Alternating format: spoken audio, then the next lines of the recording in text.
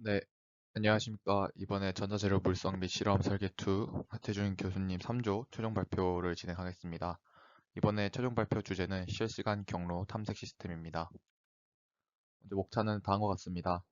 핵심 아이디어를 소개하고 두 번째로 중간 발표 때 발표를 진행한 후 교수님이 주셨던 피드백 반영에 대한 내용을 말씀드리고 세 번째로 시나리오, 네 번째로 전체 회로도, 다섯 번째 문제점 및 개선 방안, 여섯 번째 시연 영상 순으로 영상을 기록하겠습니다.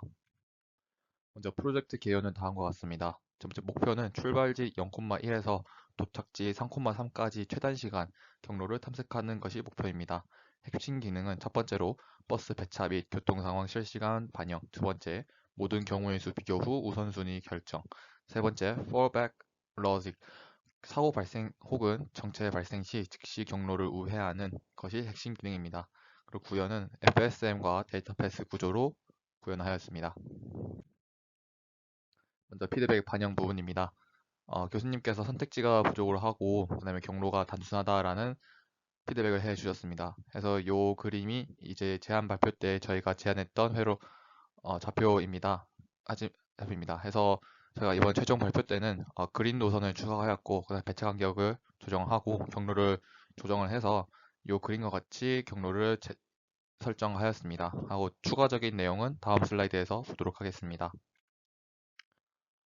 요 위쪽에 있는 부분이 제안 발표 때 저희가 말씀드렸던 이제 빨간색 버스와 파란색 버스의 배차 간격, 그다음에 정거장 사이 시간, 그다음에 한 라인당 버스 수를 표시한 표입니다. 하지만 이를 저희가 빨간색 버스, 파란색 버스, 초록색 버스로 나뉘었고 기본 속도는 다음과 같습니다. 하고 정체 시에는 이 한 칸에서 다음 칸까지 가는데 걸리는 클락 수를 8클락을 추가해서 이렇게 진행 하였습니다. 네, 배차 간격은 다음과 같이 빨간색은 15클락, 파란색은 11, 초록색은 7클락이 걸리도록 설정을 하였습니다. 스타트 버스 버튼을 누르면은 버스들이 정류장 경로를 따라서 이동을 하게 됩니다. 그 다음에 스타트 루트 버튼을 누르는 순간에 이제 그 위치에 있던 버스 위치에서 이제 출발 지점 사이에 거리를 계산을 한 다음에 이제 최적의 경로를 계산을 하게 됩니다. 그리고 레치를 진행을 합니다. 레치된 신호들을 반영을 해서 이제 빨간색, 파란색, 그 다음에 초록색 버스를 타고 이동할 때 걸리는 시간을 각각 비교를 합니다. 그래서 ETA 시간, 그러니까 도착 예정 시간이 가장 짧은 친구를 제1순위로 두고 그 다음에 저장을 하게 됩니다. 그래서 보시면은 빨간색 버스만 타고 목적지로 갈 거냐, 아니면 빨간색 버스를 타다가 파란색 버스를 환승해서 가거나, 아니면 초록색 버스를 환승해서 가냐, 총 이렇게 세 가지 선택지가 있게 됩니다. 아무런 외부 입력이 없을 때는 이렇게 세 가지 경우의 수가 있게 됩니다. 그 다음에 이제 제가 말씀드렸던 것처럼 어, 이제 처음 정류장에서 시작을 해서 다음 정류장에 도착을 한 다음에 이제 또 그 다음 정류장으로 출발을 할지 아니면 내릴지를 이제 매 1비트마다 FSM에서 결정을 해주고 그 다음에 진행을 하게 됩니다. 그래서 LED를 통해서 저희는 이제 최적의 경로를 계속 보여주고 그 다음에 세븐 세그먼트를 통해서 이제 현재 위치가 어딘지를 보여주게 될 것입니다.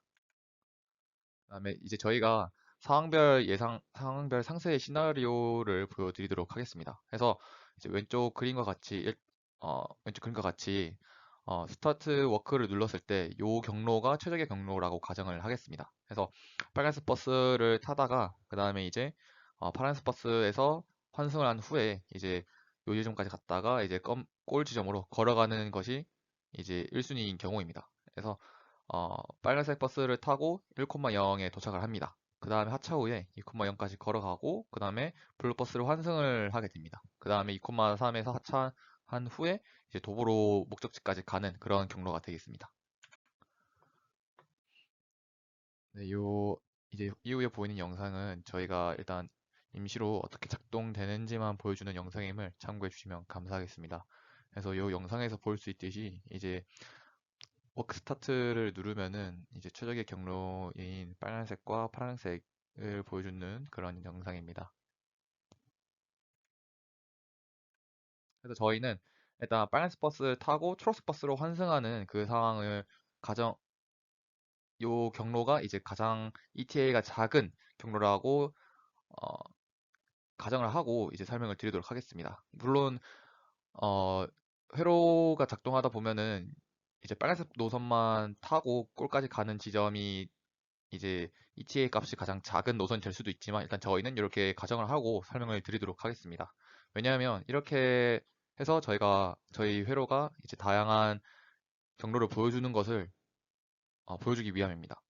그래서 상황은 이제 파란색 노선에 정체나 사고가 난 경우이고, 그다음에 이제 파란색 노선에 정체가 났기 때문에 이제 속도 저하가 돼서 팔클락이 추가가 되는 것입니다. 그래서 2순위 경로인 이제 빨간색에서 초록색 노선을 타는 이 친구가 추천이 되는 것입니다. 그래서 시스템 동작으로는 이제 1,0에서 이제 내리지 않고 계속 버스를 타서 4,0까지 이동을 하고 그 다음에 4,0에서 내려서 초록색 버스를 타고 환승을 한 후에 골 지점까지 가는 것입니다.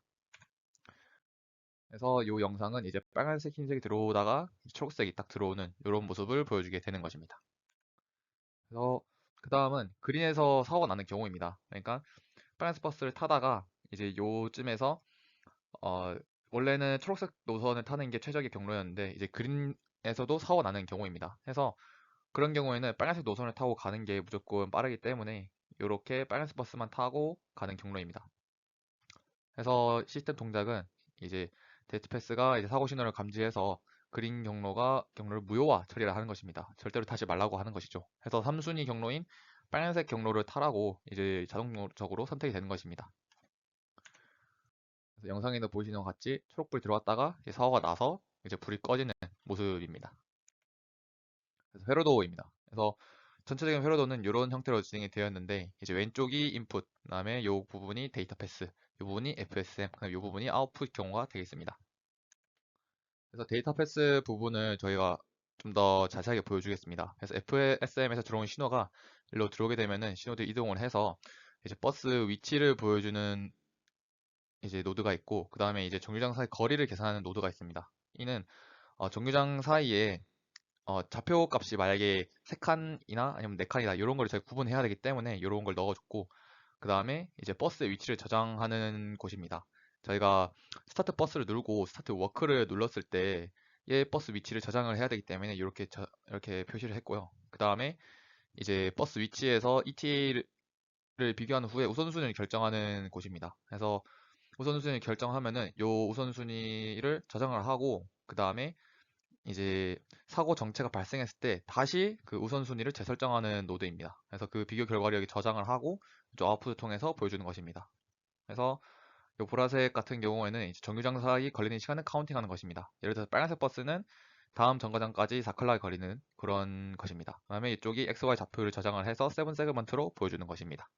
이제 이 슬라이드는 이제 정류장 사이 걸리는 시간을 카운팅하는 회로를 저희가 피스파이스로 표현한 형태입니다. 그래서 좀 더 자세히 보시면 이제 저희가 속도를 선택을 합니다. 이제 기본에 3클락이었던 게 정체가 되면은 총 11클락 속도가 되고 점점 느려진다는 거죠. 그 다음에 이제 4비트 덧셈기로 저희가 이동 거리별 소요 시간을 계산을 합니다. 속도 곱하기 거리인데 속도는 이제 저희가 여기고 거리 같은 경우에는 정류장과 정류장 사이 거리가 좌표가 만약에 3칸 정도 차이가 난다 하면은 3을 넣어서 연산을 시작하게 되는 것입니다. 그다음에 이제 시간을 로드한 후에 이제 랭스 값을 랭스 값을 select 신호로 받아서 카운트 로드를 합니다. 그 다음에 이제 로드되는 시간이 이제 0에 도달하면은 이제 leg down이 출력되는 형태입니다.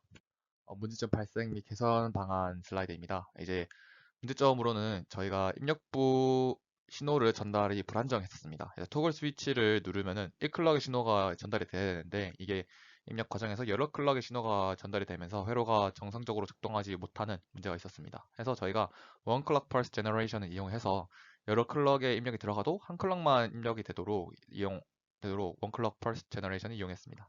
그다음에 이제 3볼트 영역에 플러팅이 발생했습니다. 그러니까 소자를 여러 번 거치거나 아니면 전선을 여러 번 거치면서 이제 소자나 전선 의 미세 저항 때문에 전압 화강이 발생했습니다. 그래서 전압 화강이 발생하다가 이제 플러팅 영역에 도달하면은 이제 소자가 이게 온인지 오프인지 구별을 할 수 없게 됩니다. 그래서 제가 풀업 레지스터를 이용해서 플러팅 영역이 발생하면은 풀업 레지스터를 이용해 하위 쪽으로 유도를 하여서 소자가 정상적으로 작동을 하게끔 하였습니다. 이상 발표를 마치도록 하겠습니다. 감사합니다.